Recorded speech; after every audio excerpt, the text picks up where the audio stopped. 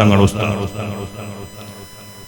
മരിക്കാൻ വേണ്ടി ജീവിക്കുക എന്ന ഒരു ദൗത്യം ഒരാളിൽ നിന്ന് കണ്ടുപഠിക്കണമെങ്കിൽ അതിനെല്ലാ നിലക്കും സാക്ഷിയാണ് ബഹുമാനപ്പെട്ട ഖുറത്തു സാദാത്ത്. സംസാരത്തിലും സ്വഭാവത്തിലും വേഷവിധാനത്തിലും നീക്കുപോക്ക് ചലനങ്ങളിലും മുഴുവൻ ബഹുമാനപ്പെട്ടവർ നമുക്കൊരു മാതൃകയാണ്. ഒരു സാധാ സൗമ്യ സ്വഭാവത്തോടു കൂടെ ഒരു മുല്ലാക്ക, ഒരു സാധാരണക്കാരന്റെ രൂപത്തിലാണ് മൂപ്പരുടെ നീക്കുപോക്കും ചലനങ്ങളും സംസാരങ്ങളും. ജനങ്ങളുള്ള കൂടി കലർന്നുള്ള സ്ഥലത്ത് സംസാരിക്കാനോ ചിരിക്കാനോ അങ്ങനെയുള്ള ഏതെങ്കിലും ഒരു കുഴപ്പത്തിനോ കൂടുതലായി ഒരു രംഗപ്രവേശനം ചെയ്യാതെ സദാസമയവും അള്ളാഹുവിനെ ഭയന്ന് ജീവിച്ച ഒരു മഹാനാണ് ബഹുമാനപ്പെട്ട ഖുറത്തു സാദാത്ത്. ഇത് ഞാൻ പറഞ്ഞറിയിക്കേണ്ടതില്ല. ബഹുമാനപ്പെട്ട താജുൽ ഉലമ തങ്ങൾ തന്നെ പറഞ്ഞു, എന്റെ മകനെ ഫള് പോയമ്മനെ നിങ്ങൾ സൂക്ഷിക്കുക എന്ന്. ബഹുമാനപ്പെട്ടവരുടെ ജീവിതത്തിൽ ഒരുപാട് പ്രയാസങ്ങൾ അനുഭവപ്പെട്ടു ഒറ്റപ്പെട്ട് ജീവിക്കാനാണ് ബഹുമാനപ്പെട്ടവർ ആഗ്രഹിച്ചത്. അങ്ങനെ ആരുമില്ലാത്ത കൂറ എന്ന് പറയുന്ന ഒരു കുഗ്രാമത്തിൽ പോയിട്ടാണ് ഇബാദത്തിലായി ലയിച്ചു പോയത്. ഈ അടുത്ത കാലത്ത് നാടിന്റെ പേര് ഞങ്ങൾ പറയാൻ ആഗ്രഹിക്കുന്നില്ല. കാരണം അവരൊക്കെ മാപ്പ് ചോദിച്ച് പ്രയാസപ്പെട്ട് കാല് പിടിച്ച് അത്തരത്തിൽ നിന്ന് പിന്തിരിഞ്ഞതിന്റെ പേരിൽ ആ നാട്ടിൽ നല്ലവരുണ്ട്. അവരൊക്കെ കരുതി നാട്ടിന്റെ പേര് പറയാൻ ഞാൻ ആഗ്രഹിക്കുന്നില്ല. ബഹുമാനപ്പെട്ട ശറഫു സാദാത്ത് തങ്ങൾ ഉസ്താദിന്റെയും ആ നാട്ടിന്റെ ഉമറ വ്യക്തിന്റെയും നേതൃത്വത്തിൽ ഒരു പള്ളി തലയുയർത്തി നിന്നു. ആ പള്ളി അഹ്ലുസ് സുന്നത്തി വൽ ജമാഅത്തിന്റെ ആശയം ആദർശത്തോടുകൂടെ മുന്നേറുന്നു എന്ന കാരണത്താൽ അതിന്റെ മേൽഘടകം സുന്നത്ത് ജമാഅത്തിന്റെ ആശയം നീങ്ങുന്നതുകൊണ്ട് ആദർശ വൈരികൾ വിരുദ്ധർ അതിനെതിരെ കണ്ണു തുറന്നു ആക്ഷേപങ്ങളും അവഹേളനങ്ങളും നടത്തി. ആ രൂപത്തിൽ ബഹുമാനപ്പെട്ട ശറഫു സാദാത്ത് തങ്ങൾ അവിടെ നിസ്കരിക്കാൻ പറ്റില്ല, ബാങ്ക് കൊടുക്കാൻ പറ്റില്ല, ജമാഅത്ത് നടക്കാൻ പറ്റില്ല എന്ന വളരെ കണ്ടീഷനായ നിയമത്തോടുകൂടെ നാട്ടിലുള്ള ചില തമ്മാടികൾ രംഗപ്രവേശനം ചെയ്തപ്പോൾ ബഹുമാനപ്പെട്ട ശറഫു സാദാത്ത് തങ്ങൾ പറഞ്ഞു, അവിടെ ഇമാമത്ത് നിൽക്കാൻ പറ്റുന്ന ഒരാളെ ഞാൻ അയച്ചു തരാമെന്ന്.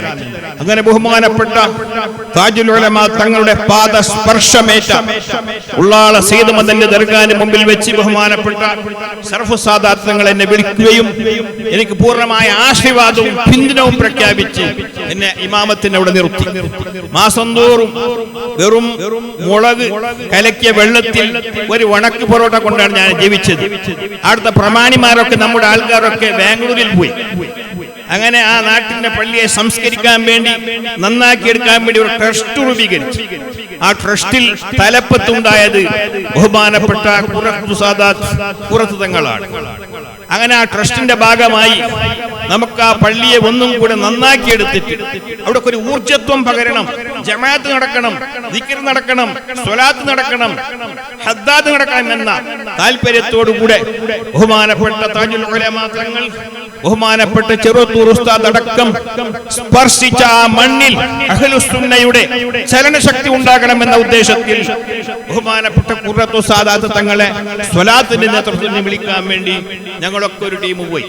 ബഹുമാനപ്പെട്ടവർ അതിന്റെ മുമ്പായി ആ പള്ളിന്റെ ട്രസ്റ്റിലേക്ക് ഒരു നിലക്കും ബന്ധപ്പെട്ട ആളല്ല, ട്രസ്റ്റിന്റെ തലപ്പത്ത് ഖാദി എന്ന മഹത്വത്തോടുകൂടെ ബഹുമാനപ്പെട്ടവരെ ട്രസ്റ്റ് ചെയർമാനാക്കി മാറ്റി. അങ്ങനെ ഞാനും ബന്ധപ്പെട്ട തങ്ങൾ ഉസ്താദടക്കം പോയി ക്ഷണിച്ചപ്പോൾ തങ്ങൾ വരാൻ വേണ്ടി വരും. ആര് ക്ഷണിച്ചാലും ചെറിയ ഒരു ക്ഷണം സ്വീകരിച്ചു വരുന്ന വളരെ സാധു സ്വഭാവത്തിന്റെ ഉടമയാണ് ബഹുമാനപ്പെട്ട ഖുറത്തു സാദാത്ത്. അങ്ങനെ ഡേറ്റ് നിശ്ചയിച്ച് നാട്ടിന്റെ മുഴുവനും ആൾക്കാരും പോലീസ് സ്റ്റേഷൻ വളഞ്ഞു. ഒരു കാരണവശാലും നമ്മുടെ നാട്ടിൽ ആ പള്ളിയിൽ പ്രോഗ്രാം നടക്കാൻ പാടില്ല എന്ന് തീർത്തും കണ്ടീഷണമായ ഒരു നിയമങ്ങൾ പറഞ്ഞു. അങ്ങനെ ബുദ്ധിജീവികളും രാഷ്ട്രീയക്കാരും ഒരുമിച്ച് കൂടി ബഹുമാനപ്പെട്ട ശറഫു സാദാത്ത് തങ്ങൾ ഉസ്താദോട് പറഞ്ഞു, നിങ്ങൾ ഏത് പ്രോഗ്രാം നടത്തുകയാണെങ്കിൽ എന്ത് ചെയ്യുകയാണെങ്കിൽ വിരോധമില്ല, ഈ ഡേറ്റ് ഒന്ന് മാറ്റണമെന്ന്.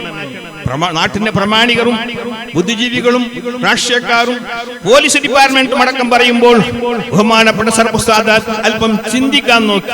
നാട്ടുകാരെ പറ്റി മസ്ലഹത്തിന് വാക്കല്ലേ, നമുക്ക് കുറച്ചും ഇങ്ങനെ ഡേറ്റ് മാറ്റിയാലോ? ബഹുമാനപ്പെട്ട ഖുർറത്തു സാദാത്ത് തങ്ങൾ ഉസ്താദ് പറഞ്ഞു, വലൗകാന വഹദി എന്ന താജുൽ ഉലമാന്റെ ശബ്ദത്തിനെ വീണ്ടും ശക്തിപ്പെടുത്തി പറഞ്ഞു, ഞാൻ ആ ട്രസ്റ്റിൽ പെട്ട ആളല്ല, ആ പള്ളിയുമായി എനിക്ക് യാതൊരു ബന്ധവുമില്ല. എന്നെ ട്രസ്റ്റിന്റെ ചെയർമാനാക്കി നിങ്ങൾ ക്ഷണിച്ച് ഞാനിതാ കച്ച കെട്ടി ഒരുങ്ങിയിരിക്കുന്ന ആ പള്ളിയുടെ സ്വലാത്തിന്റെ ഉദ്ഘാടന കർമ്മത്തിന് വേണ്ടി ഞാൻ ഷഹീദാകേണ്ടി വന്നാലും ഒരു സ്റ്റെപ്പ് എടുത്ത കാല് മുന്നോട്ട് വെച്ചത് പിറകോട്ട് വെക്കുകയില്ല എന്ന് വളരെ ഊർജവത്തോടുകൂടെ നമ്മുടെ മുമ്പിൽ കണ്ണു തുറന്നു പറഞ്ഞ ബഹുമാനപ്പെട്ട ഖുർറത്തു സാദാത്ത് തങ്ങൾ, ബഹുമാനപ്പെട്ടവരെ മെൽക്കാരിൽ നിന്ന് ഞങ്ങളൊക്കെ പോയി തങ്ങൾ വരുമെന്ന് പ്രഖ്യാപിച്ചപ്പോൾ ഒരു നിലക്കും ഞങ്ങൾക്ക് ഇരിക്കാനോ മാറാനോ പറ്റുകയില്ല എന്ന് ബഹുമാനപ്പെട്ട സർവ്വസാദാത്ത് തങ്ങളുടെ നേതൃത്വത്തിൽ ഒരു വിങ് തന്നെ ബഹുമാനപ്പെട്ടവർ സ്വീകരിക്കാൻ വേണ്ടി പോയി. സ്വീകരിച്ച് കൂട്ടിക്കൊണ്ട് വരുമ്പോൾ നമ്മുടെ പ്രവർത്തകനെ കൊത്തി, കല്ലെറിഞ്ഞു, അടിച്ചു, പല അക്രമങ്ങളും നടത്തി. ആ നാട്ടിൽ എല്ലാ വിഭാഗക്കാരും ഉണ്ട്. ഒരു നാട്ടിൽ ഗാഞ്ചാബലി, കള്ളുകുടി, അമ്മാടികൾ ഉണ്ടാകുമല്ലോ, അവരൊക്കെ ഇതിന് നേതൃത്വം കൊടുത്തു. അല്ലാഹു അവർക്കൊക്കെ പുറത്തു കൊടുക്കട്ടെ, അവർ നന്നാക്കട്ടെ, നമുക്കൊക്കെ ദുആ ചെയ്യാം. അങ്ങനെ ആ പള്ളിയുടെ ഉള്ളിൽ പരിപാടി നടക്കുമ്പോൾ ആ ജംഗ്ഷനിൽ 10-25 CC ക്യാമറയുണ്ട്. എന്താണ് നടക്കുന്നതെന്ന് വീക്ഷിക്കാൻ CC ക്യാമറ ഫിറ്റ് ചെയ്തു. പോലീസ് മുഴുവനും വളഞ്ഞ് റബ്ബിന്റെ തൗഫീഖ് കൊണ്ട് നല്ല ഒരു അന്തസ്സും അഭിമാനവുമുള്ള പരിപാടി നടത്തി. അന്യമതക്കാർ വിരൽ ചൂണ്ടിക്കാട്ടി. ഈ നാട്ടിന്റെ ശക്തിയുക്തമായ എല്ലാ പ്രമാണികരും എല്ലാ കേമന്മാരും എല്ലാ തലയെടുപ്പുള്ളവരും ഒറ്റക്കെട്ടായി ശക്തി പകർന്നപ്പോൾ പണ്ഡിത ശ്രേഷ്ഠർ സാദാത്തികൾ നേതൃത്വം നൽകുന്ന ആ ടീമിന് ഒരു ചെറുവിരൽ പോലും കൊണ്ടു നീക്കാൻ കഴിഞ്ഞില്ല എന്ന ധൈര്യവും ആ ശൈര്യവും അവർ കണ്ട് അഭിനന്ദിച്ചു.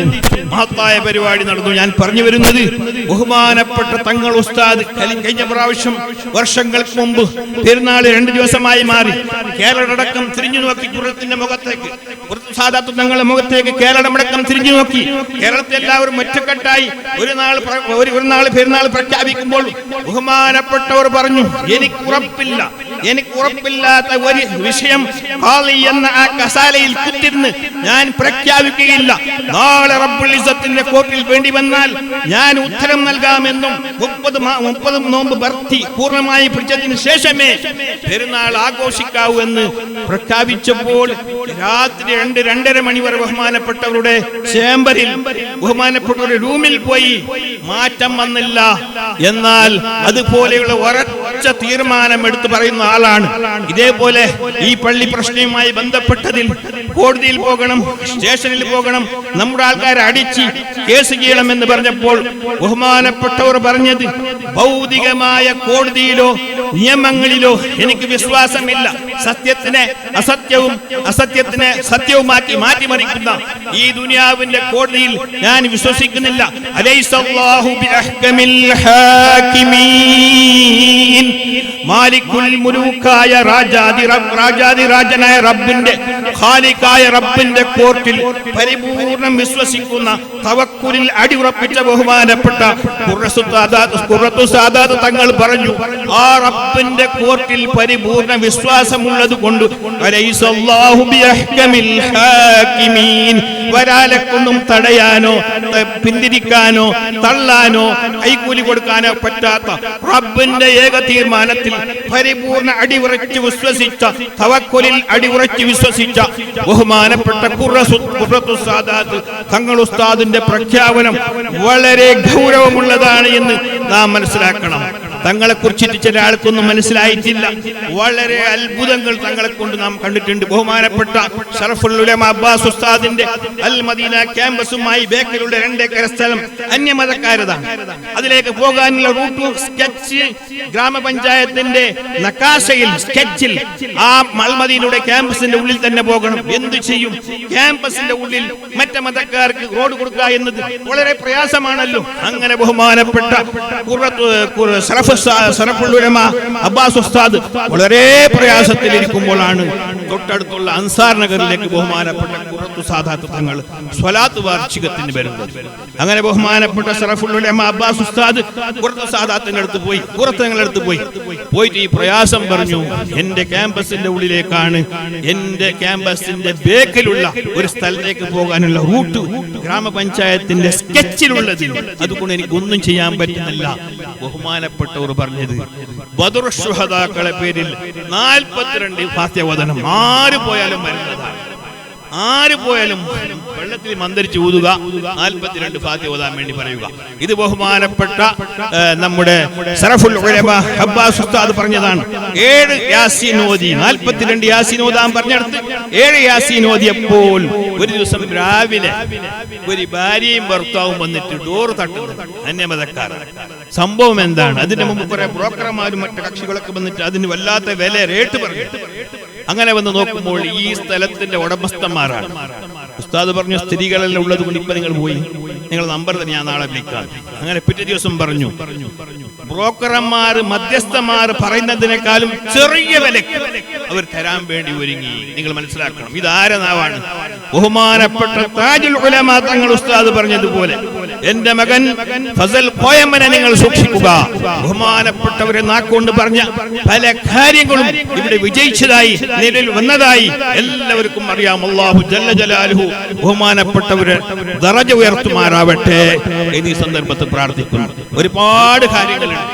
ഏത് നിലയ്ക്ക് വലിയൊരു ആഡംബരയിൽ ജീവിച്ച ആളല്ല, വളരെ സാധു സ്വഭാവത്തിൽ വളരെ താഴ്മയോടുകൂടെ ജീവിച്ച ഒരു മഹാവ്യക്തിത്വമാണ്.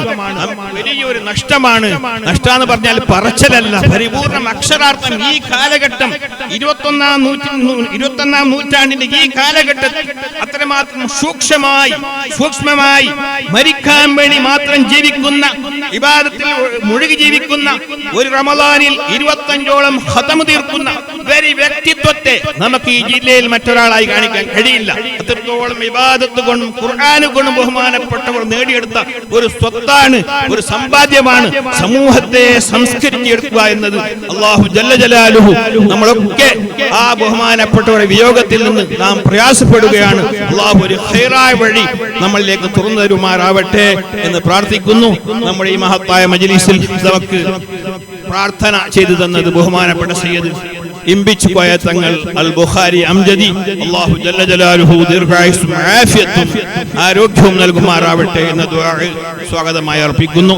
നമ്മുടെ ഈ മജ്ലിസിൽ നമുക്ക് അധ്യക്ഷത വഹിക്കുന്നതും ദിക്ർ ചൊല്ലിത്തരുന്നതും അവസാനം പ്രാർത്ഥിക്കുന്നതും നമ്മുടെ എല്ലാ പ്രയാസത്തിന്റെ അത്താണിയായ ബഹുമാനപ്പെട്ട ശറഫ് സാദാത്ത് സയ്യിദ് മുഹമ്മദ് അഷ്റഫ് അൽ മദനി സഖാഫ് തങ്ങളാണ്. അല്ലാഹുവേ ദീർഘായുസ്സും ആഫിയത്തും നൽകുകയും അവരുടെ തണലിലായി നമ്മൾക്ക് മുന്നേറാൻ അല്ലാഹു നീ തൗഫീഖ് നൽകണം റഹ്മാനെ എന്ന ദുആ ബഹുമാനപ്പെട്ടവരിലേക്ക് ഞാൻ സ്വാഗതമായി അർപ്പിക്കുന്നു.